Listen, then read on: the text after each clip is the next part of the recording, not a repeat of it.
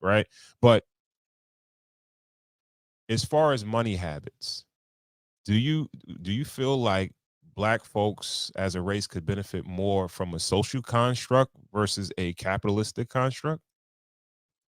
Which it depends on which social construct we're talking about. I mean, like like a socialist type of society where it's like, all right, um, since we're kind of in a position where uh we deal with systemic racism, where there's a glass ceiling in certain areas, like, all right, we're pretty much losing the race in the sense of capitalism, right? Of course, the United States is free enterprise and you should be able to do what you want, but it seems like with this whole thing that widens the gap because blacks don't seem to get as many opportunities as other races of people. Black people, in terms of our spending, we have to invest more back into our own communities. And that goes back into financial literacy. We got to know how to spend our money. How is that going to happen though when, all right, in your community, you go to your community, right? And you go down the strip. You have a Hispanic bodega, you have a Chinese restaurant, you have another bodega. All right, you could get your hair cut by a black barber shops, black hair salons, but when it comes to food, right? The food sources, the grocery stores are now they're becoming more Hispanic. Where do you spend your money where it recycles back into the black community?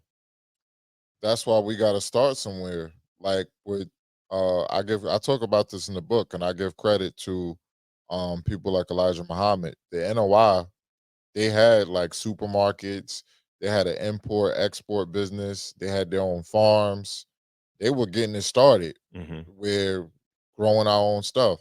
And throughout history, we have started to grow our own stuff, and they destroyed it. The Okay. government Yeah, destroyed it. man. But we got to start it back up, you know. But it comes down to like being able to compile our money and save our money.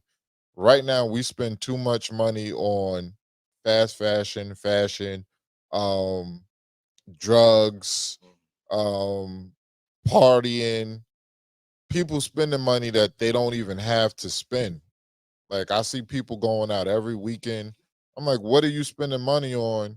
You don't even have a house yet. You live in paycheck to paycheck. You don't got 5, 10,000 in the bank. How do you have this much time to party and play when you don't even have money in a bank account? You don't have money saved. And then the ones who have the money, like I said, they want to spend it. A good example is what I see in all of these schools, what I see when I'm driving on my way to work. I see all of these kids in the inner city. They got Jordans on their feet, Yeezys on their Right. feet, $200, $300 sneakers, but you live in the projects. Hmm.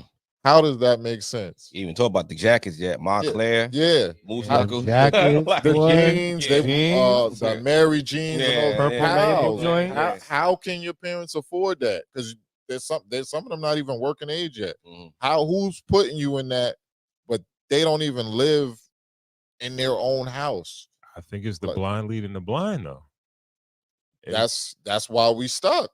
Somebody got to help get us out of this. We have to organize and spend our money in an efficient manner. We have to organize. Someone has to start somewhere, and we have to start investing back into our communities. All of these. That's why some of these celebrities get the blame because they're the ones with the multi-millions of dollars, the billions of dollars, and then what are they doing with it? Not nothing. But that's the black community though, because you're like some people might listen to you and they'll say, this dude is trying to fight a unwinnable battle, right? So you know what? I'm not with that shit. I got my money. Let me just move out of here and I'll move away. And I'll come back every now and again. The best black folks that we do have from the community that are on a certain level, as soon as they get to a certain spot, they leave the community. So it's hard to have somebody feel like they're attached and want to help and rebuild when they don't live there anymore. They move right away. It's easy to just move to a white neighborhood and be like, I'm gone. That's why, like, so the brother, Dr. Umar Johnson, he's trying to start a school. And a lot of people, you know, they talk about how long he's taken to build the school and stuff like that. But all of these millionaires should just give him the money. It shouldn't take them this long because they should just be given the money. I don't give think them the they money. Trust them.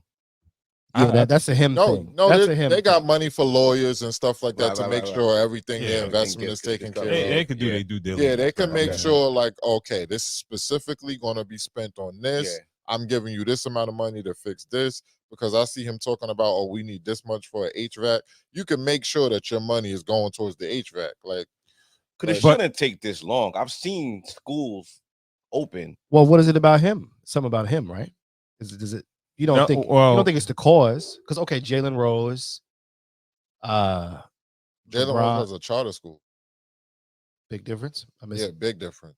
Yeah, that's Dr. Umar that's Johnson is publicly talking about funded, a yeah. private school. That's publicly funded. Charters Yeah. is publicly funded.